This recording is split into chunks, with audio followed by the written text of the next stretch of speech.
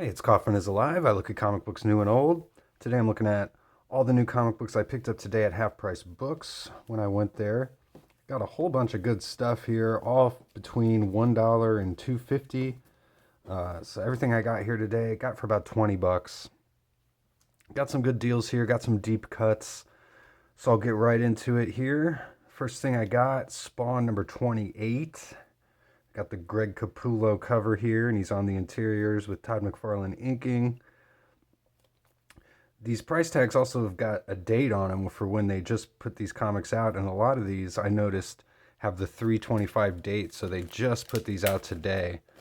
So I was probably one of the first people to look through them and snag them up before they disappeared. I always find really good stuff at Half Price Books. It's really like a grab bag every time I go there. You never know what you're going to find. Some really awesome stuff in this issue. I've got a lot of these early issues of Spawn. I've got about the first 15 issues or so, and then some other scattered ones after that. Didn't have this one. Love this opening splash page here where the corner panels are like falling off the page here. That's really cool. We get a great splash page here of Spawn. He's got Curse all strung up here. And in this issue, Wanda, his ex-wife, is trying to find some information about him because they've had a couple run-ins so far. She ends up in this alleyway and looking for Spawn, and she actually runs across Curse being hung up there, and all these guys in the alleyway are about to do some bad stuff to her when Spawn shows up. Takes them all out, and him and Wanda have a face-to-face. She doesn't know who he is yet at this point in Spawn. So pretty cool issue. We get the face-to-face between Spawn and Wanda. Of course, we get a giant letters page here, and then there's some pinups here of Angela, some really cool looking pinups. I picked up JLA number 22. I've just been collecting some of the issues around this time frame of JLA. Much like Spawn, I've got all the early issues. So I just picked up issue 20 last week at the comic shop. It was actually a free issue, free with their purchase. They were giving out some comic books, so that was really cool. And speaking of Justice League and Superman, I got Superman number 3. And this is a John Byrne, Terry Austin cover. Really awesome looking cover here with Darkseid. This came out in 1987. But I really think, personally, for my taste, John Byrne's Superman is the best Superman. I think he draws the best Superman. There's some really cool panels in here. I love this one of Darkseid. He zaps Superman here.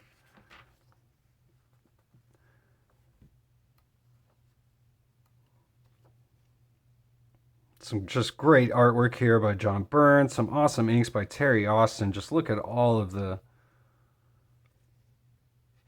little ink lines everywhere. Really fine stuff.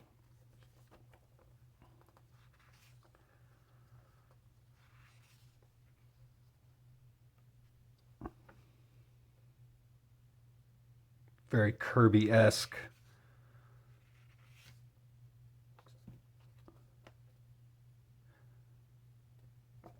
Again, just some really cool, incredible artwork here by John Byrne.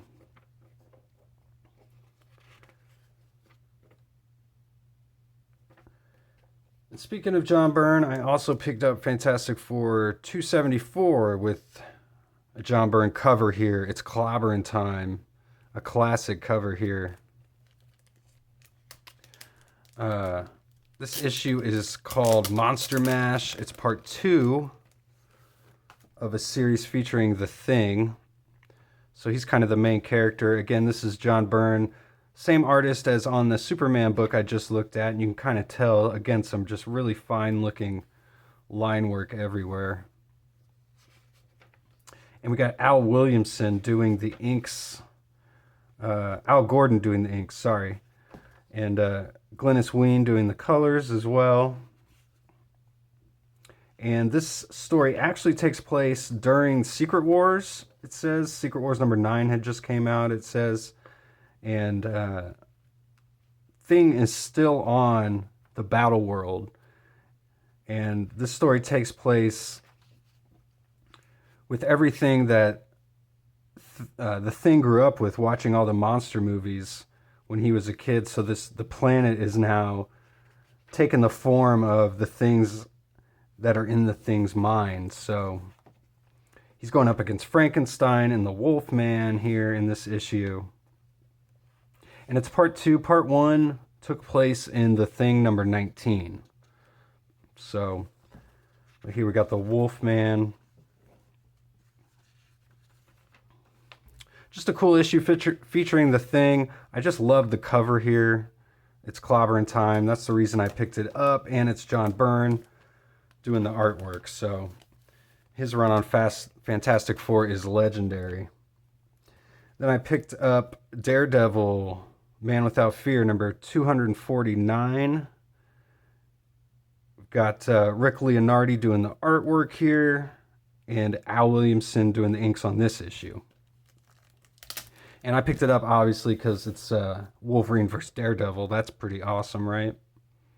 And Rick Leonardi was the artist who went on to do the artwork on Spider-Man 2099. It's kind of what he's most famous for.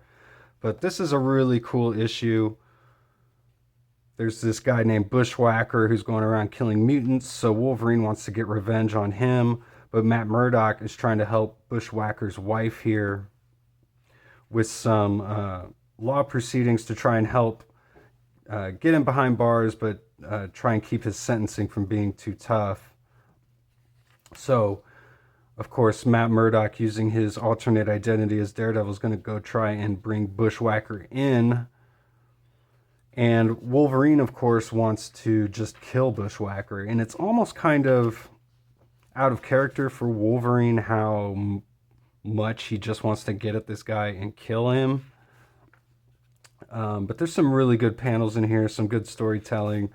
It tells a nice, full, complete story. Daredevil stops Wolverine from killing Bushwhacker, and he gets away and then kills another mutant right down the street. And of course the guilt is kind of overcoming Daredevil here as he realizes he probably should have just let Wolverine maybe have his way with him.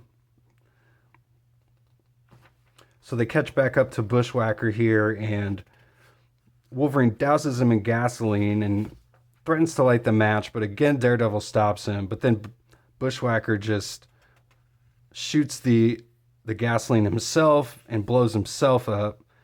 And it's kind of funny too, all throughout this issue, Wolverine just keeps calling him Whacker.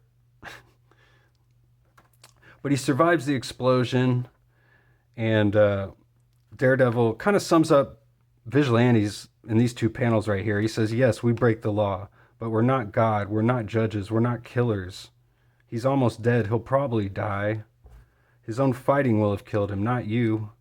Don't make it you. Don't do it, Wolverine. And Wolverine's just like, blasted, I want to kill him.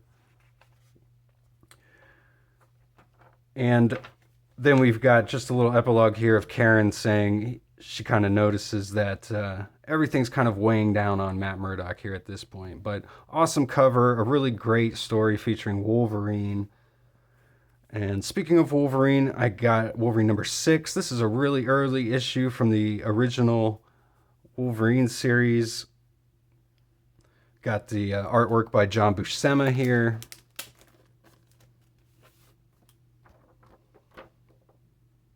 Awesome back cover by Todd McFarlane. Really cool stuff here. I've actually got the first few issues of this Wolverine series, and this was one I didn't have. The one I'm still looking for is the The cover, the first appearance of Patch with the Gray Hulk on the cover. I actually almost had a chance to buy that at one point, and it's shot up in price since then. So I was really, I'm really upset I actually didn't get that issue when I had a chance. So still looking for that. I love Wolverine in the black costume here too during this run. This comic's still in really good shape. These pages are in good condition. The inks are just pop right off the page here on this newsprint. This character Bloodscream. Really cool stuff. I was really happy to find this. It just got put out today, it looks like. It's got that March 25th date on it. Same with these issues of X-Men. Kind of some filler issues, not really anything too key here, but I got Uncanny number 163 with Kitty Pryde here on the cover being confronted by this brood alien, very reminiscent of the Alien movie. Kitty Pryde looking like Sigourney Weaver here. She's got all the cuts on her, that's really cool. So Dave Cockrum cover. Then I got Uncanny X-Men number 208, the John Romita Jr. run on X-Men. He's on the cover here. Got Nimrod in the background. And speaking of John Romita Jr., picked up Mighty Thor number 3. This was a great run of Thor. Probably my personal favorite Thor series was this one right here. Got Dan Jurgens doing the writing. Hela and Loki. Loki disguised himself as Marnot here. But just some really great stuff. Some of John Romita Jr.'s best work. I think this and his work on Spider-Man are his best stuff. I think it's better than his X-Men stuff. So, classic shot of Thor there.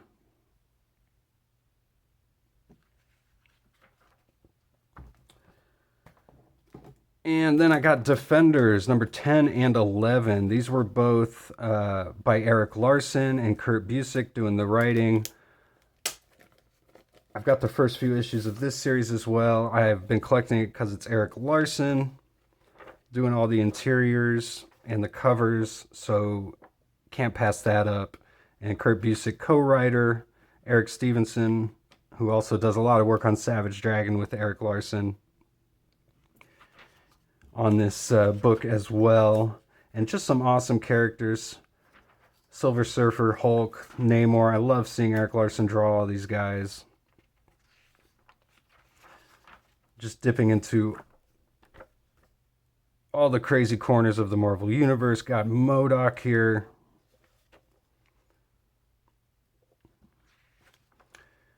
I've just been picking up any Defenders that are this whole Defenders run by Eric Larson whenever I find them.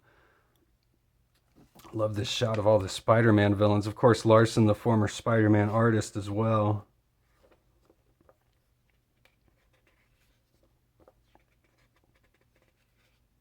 Love these Taco Bell toys. That's so cool.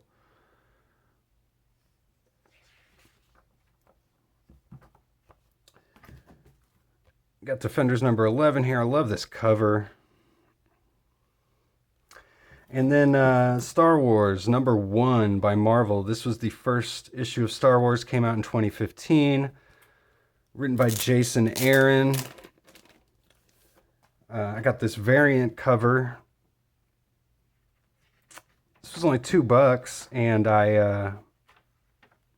it goes for about 10 or 15 at this point, I've noticed online. But a really great start to this. We get the classic Star Wars scroll at the beginning here of this comic. It looks awesome.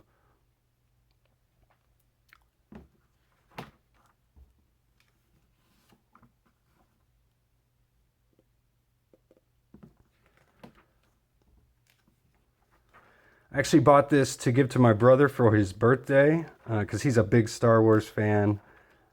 And but I don't know, man. This is a really cool issue.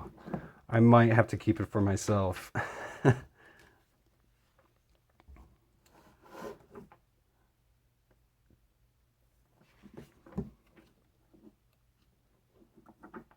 Really awesome splash pages here. Introducing Luke and then Vader, of course. Some really great artwork in here.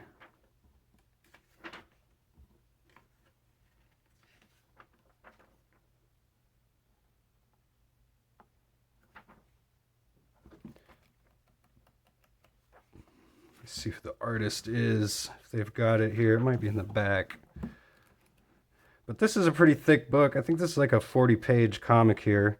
John Cassaday is the artist. Laura Martin's the colorist. Chris Eliopoulos is the letter. And Jordan D. White's the editor here.